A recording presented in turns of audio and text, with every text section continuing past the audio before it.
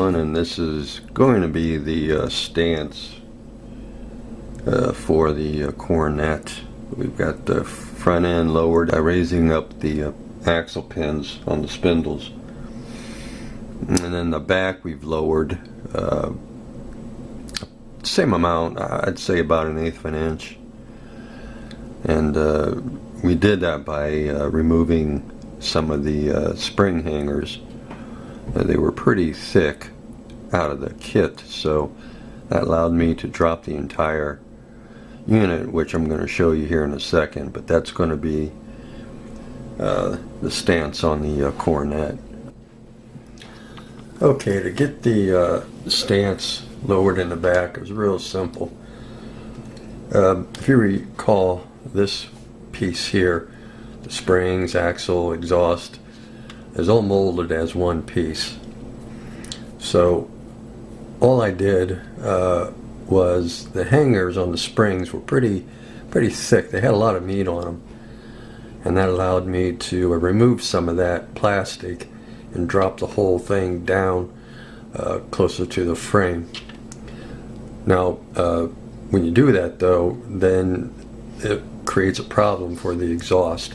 So what I did was I carefully cut the exhaust off of the axle, and then once I had this glued in, the springs in the axle, then I glued the front pipes and mufflers back on to the axle.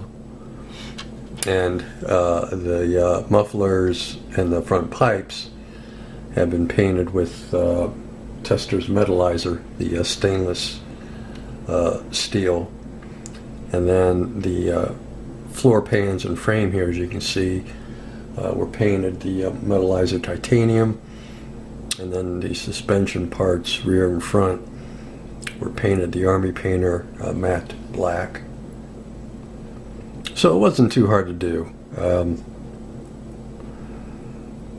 Yeah, it really wasn't. And as you saw by the previous clip, it sits just perfect. Now, not only do you have to cut the front pipes off, but you have to cut the tailpipes off too, because they will no longer fit. So just like the front pipes, we'll do the same thing with the tailpipes. Here are the tailpipes, and here is one of the original ones. It's got this funky tip on it, which is totally wrong for a Mopar factory tip anyway.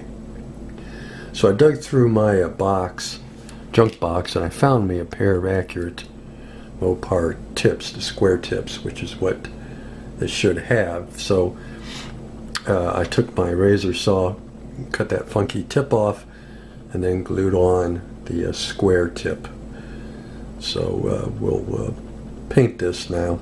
I painted it once, but we're going to do it again because I cut it off, and I thought I could get it on without cutting it off, but I couldn't. So now that we got the chrome tip on, or the right tip on there, this will just fit in. If I can do this on camera, this will fit in just like this, and we'll glue it onto the rear axle like it was, and then we'll have our complete exhaust system back on.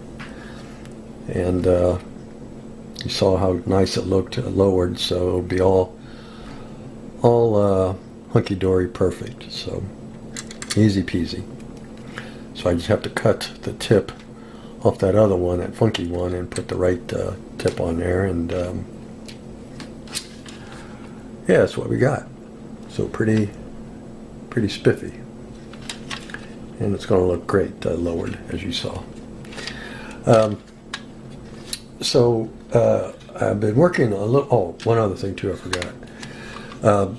The back tires, which are much larger, the wheel backs had a shoulder on it, and that shoulder would kick the wheel out. Well, since we lowered it, it was hitting the opening, the wheel opening. So to tuck the wheel back in, to get it under the wheel opening and not even with it, I cut those shoulder off. I cut them both on the rears, because the fronts are okay, they can have the shoulder, but I cut both of them off using a razor saw.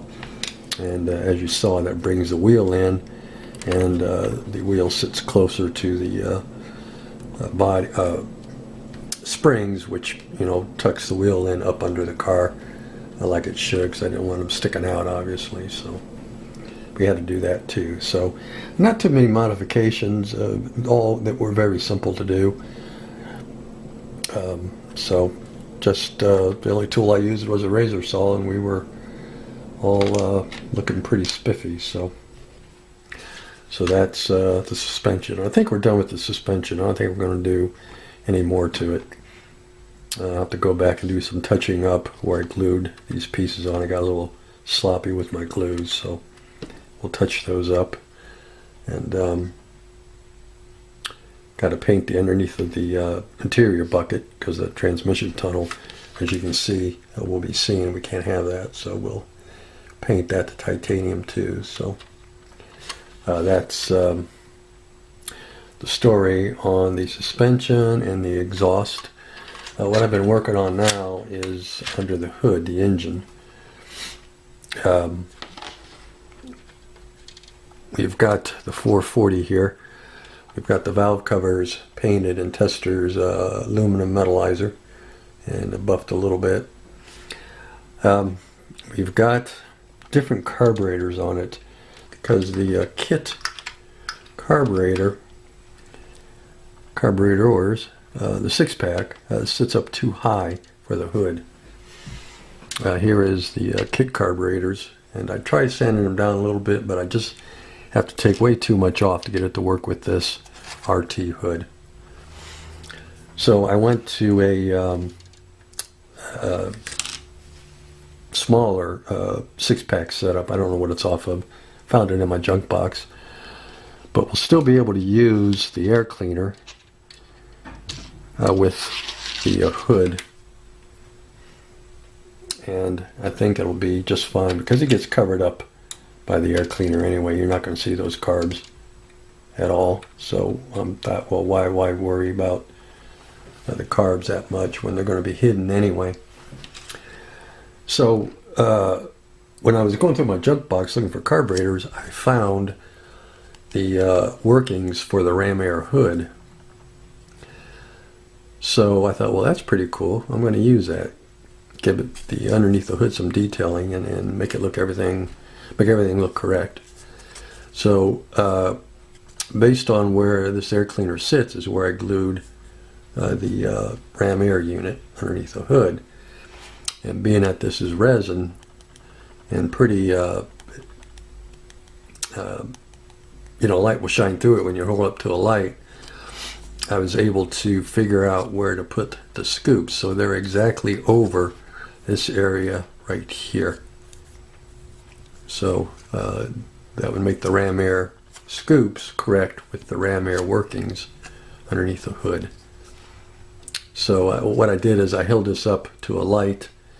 In fact, I can show you here. Maybe I can show you. I don't know if this will work or not. You can see the ram air unit underneath, and I held it up to the light, traced out the ram air unit on top of the hood, which allowed me to know where to place the scoops